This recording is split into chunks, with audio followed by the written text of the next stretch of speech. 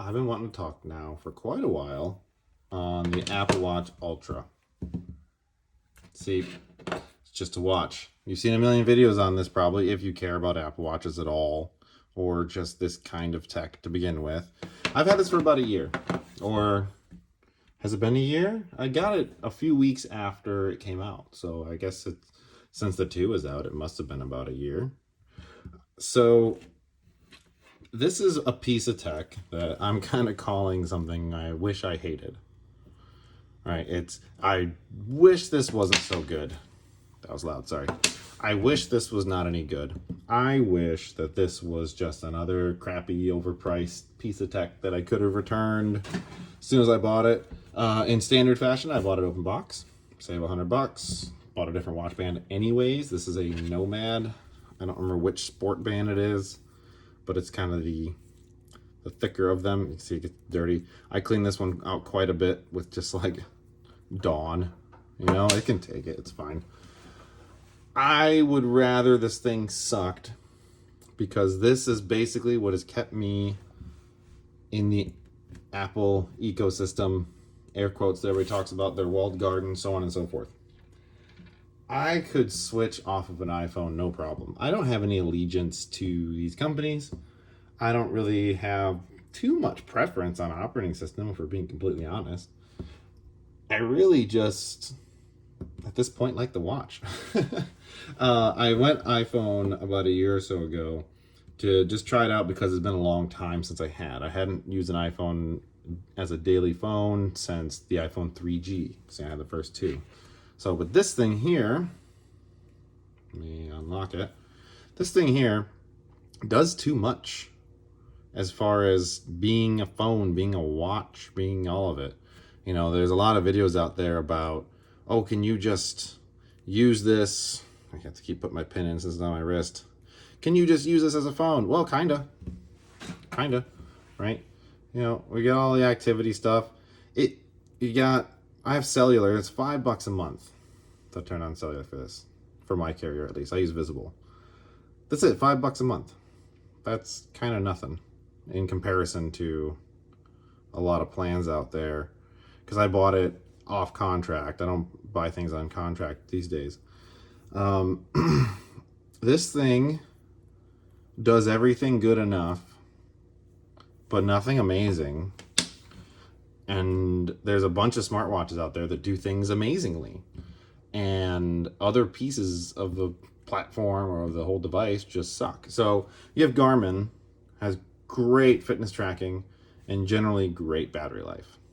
Awesome. I like it a lot. I've had a Garmin at a Venue 2 Plus or whatever it's called.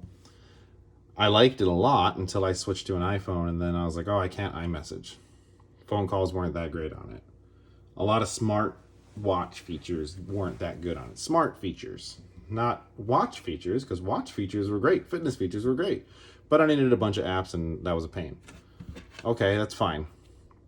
Fitbit was actually probably my favorite brand of watches for quite a while, until Google bought them out and then just kind of poo-pooed the whole project. So their version of smartwatches were pretty good. They met a good balance with all their fitness stuff and everything else. But I ended up, same kind of situation. I said, okay, I'm going to switch over to an iPhone, and then, well, it's kind of useless at that point with an iPhone. You can do it. There's a bunch of sync tools and everything you can mess with, but it's not really great. No more iMessage, no mail that works or anything like that. So Samsung's kind of the same way. It's great if you use it on a Samsung phone. Pretty good if you use it on other Android phones. But this thing, if you're on an iPhone, has been great. Its battery life is in the middle. This has double the battery life of a regular Apple Watch, which the regular Apple Watch battery is atrocious. This makes it tolerable. It has an always on display when you want it, and when you don't, you just turn it off.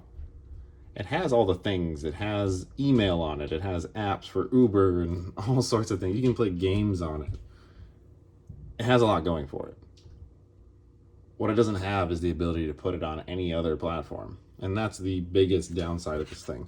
It's not the price. I mean, $800 is a lot. I got it for $700.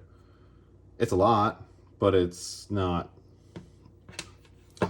outside the realm of you know, or it's not beyond the realm of absurd or anything like that when you look at some of the more expensive Garmin watches. So I wish I could just get rid of this thing.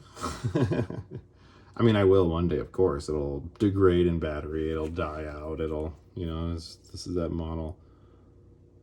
Standard, no cool colors because it doesn't come with cool colors, so on and so forth. This is the indicator that it has LTE on it, right?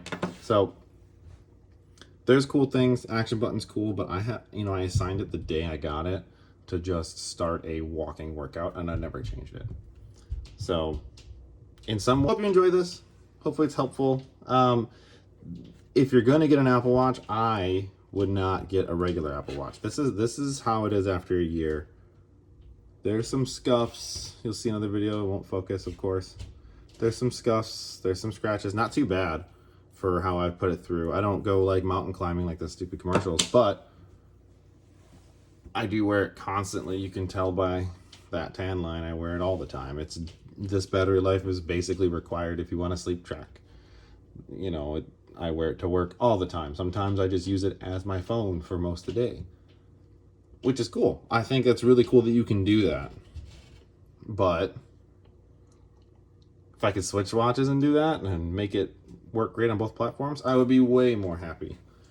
But this is one of those things I would rather I hated and just got a $300 smartwatch or something and been just as happy. But I'm not as happy without it in that tech sense. This is the way it is in my life.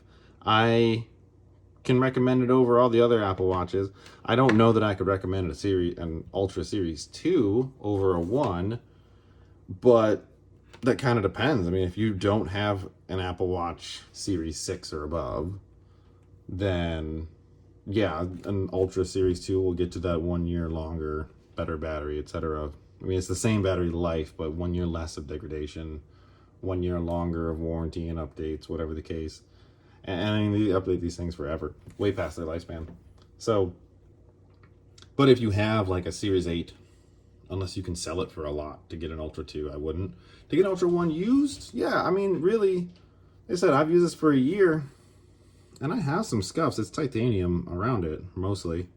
So, there's some scuffs, but they're not as noticeable as like when I've had black Samsung watches. That's when it was really noticeable. Is when you have black watches or something that get scratched, and then you see the actual metal color under it. That's when it sucks. This, at least with it being metal colored, you'd be all right. So, thanks. Hope that's helpful, and I'll see you next time.